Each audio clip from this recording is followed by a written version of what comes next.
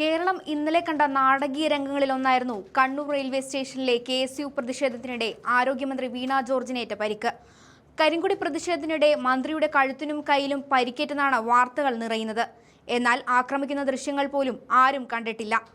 ഏറ്റവും പുതിയ വിവരം, മന്ത്രിയുടെ കഴുത്തിനേറ്റ പരിക്കിന്റെ വേദന കൈയിലേക്ക് കൂടി വ്യാപിച്ചുവെന്നും BP ഹൈ ലെവലെന്നും ആശുപത്രി സൂപ്രണ്ട് അറിയിക്കുന്നുണ്ട്. പരിയാരം മെഡിക്കൽ കോളേജ് ആശുപത്രിയിലാണ് മന്ത്രി നിലവിൽ ചികിത്സ തുടരുന്നത്.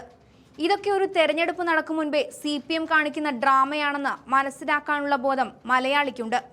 CPM വിഷയം ആളിക്കത്തിക്കുമ്പോൾ കോൺഗ്രസ് തെരഞ്ഞെടുപ്പുമായി ബന്ധപ്പെട്ട നീക്കങ്ങളിലേക്ക് കടക്കുകയാണ്. പ്രതിപക്ഷ നേതാവ് നയിക്കുന്ന പുതുയുഗ യാത്ര ഇന്ന് ആലപ്പുഴ ജില്ലയിലെ 6 മണ്ഡലങ്ങളിലാണ് നടക്കുക.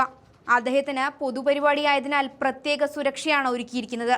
പ്രതിപക്ഷ നേതാവിനൊപ്പം 10 പേരടങ്ങുന്ന QRT സംഘം അദ്ദേഹത്തെ അനുഗമിക്കും. അതാത് DYSPമാർക്കാണ് സുരക്ഷാ ചുമതല. പരിപാടി നടക്കുന്ന പ്രദേശങ്ങളിൽ കൂടുതൽ പോലീസുകാരെ വിന്യസിക്കും. കണ്ണൂർ റെയിൽവേ സ്റ്റേഷനിൽ വന്ദേ ഭാരതിൽ യാത്ര ചെയ്യാനെത്തിയപ്പോൾ ടിക്കറ്റ് കൗണ്ടറിനടുത്ത് വെച്ചാണ് മന്ത്രിക്കെതിരെ കരിങ്കൊടി പ്രതിഷേധമുണ്ടായത്. ഇതിന് കാരണം ആരോഗ്യവകുപ്പിന്റെ കെടുകാര്യസ്ഥത തന്നെയാണ്. ആലപ്പുഴ മെഡിക്കൽ കോളേജിലെ ശസ്ത്രക്രിയയ്ക്കിടെ സ്ത്രീയുടെ വയറ്റിൽ കത്രിക കുടുങ്ങിയ സംഭവം സ്വാഭാവിക വീഴ്ച മാത്രമാണെന്ന് CPM സംസ്ഥാന സെക്രട്ടറി MV ഗോവിന്ദൻ പറഞ്ഞിരുന്നു.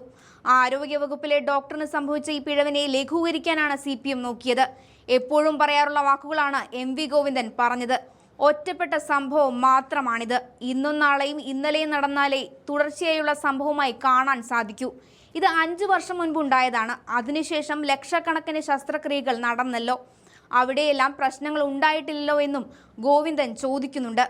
സ്വന്തം പാർട്ടി ഭരിക്കുമ്പോഴുണ്ടാകുന്ന തെറ്റുകളെ ന്യായീകരിക്കുകയാണ് CPM. വീണ ജോർജിനെതിരായ ആക്രമണത്തിന്റെ പശ്ചാത്തലത്തിൽ സംസ്ഥാനത്തൊട്ടാകെ ഇന്നലെ CPM പ്രതിഷേധം നടത്തിയിരുന്നു. കോടിയേരിയിൽ ഇന്നലെ കോൺഗ്രസ് മണ്ഡലം ഓഫീസ് കത്തിച്ചിരുന്നു. ഇതിന് പിന്നിൽ CPM ആണെന്നാണ് കോൺഗ്രസ് പറയുന്നത്. ഇന്നും SFI DYFI പ്രതിഷേധം തുടരുമെന്നാണ് ഇന്റലിജൻസ് റിപ്പോർട്ട്. മന്ത്രി വീണ ജോർജിനെ വിക്ടിം കാർഡിറക്കി കേരളത്തിൽ അക്രമം അഴിച്ചുവിടാനാണ് CPM ശ്രമിക്കുന്നത്. കൊല്ലട എന്ന് ആക്രോശിച്ച് ആയുധം കൊണ്ട് മന്ത്രിയുടെ കഴുത്തിൽ പരിക്കേൽപ്പിച്ചു എന്നാണ് KSU പ്രവർത്തകർക്കെതിരായ കേസ്.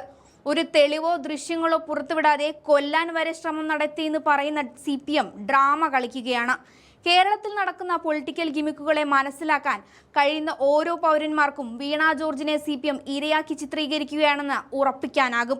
KSUവിനെ അക്രമകാരികളാക്കുന്ന ശ്രമം വിലപ്പോവില്ല. കാരണം വോട്ട് തേടി എത്തേണ്ട വീട്ടിൽ വാളുമായി കയറി വന്ന് കൊലവിളി നടത്തിയത് ആരാണെന്ന് എല്ലാവർക്കും അറിയാം.